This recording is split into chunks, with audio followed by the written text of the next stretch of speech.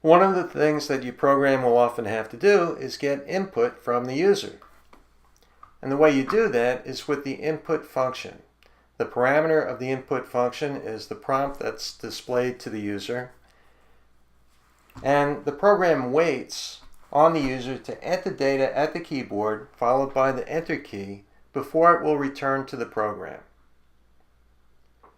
When the input function returns, the value will be stored in a variable using the assignment operator, and then in this case we're using that value in a print statement.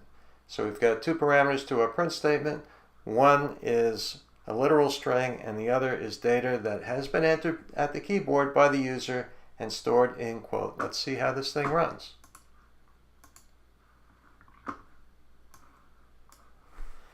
Okay, how about seize the day, because I don't know how to spell carpe diem.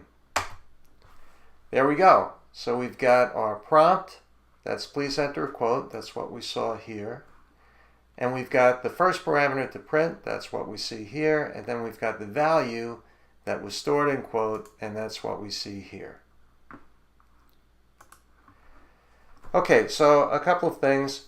Input normally points to standard input. That can be redirected to the output of another program or something like that, but that's beyond the scope of this course.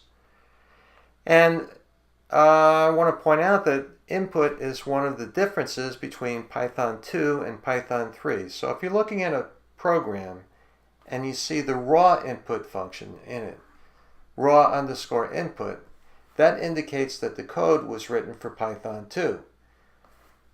So that's the giveaway for you there. Python 3 uses the input function, Python 2 uses the raw input function. And that's how you get input from the keyboard.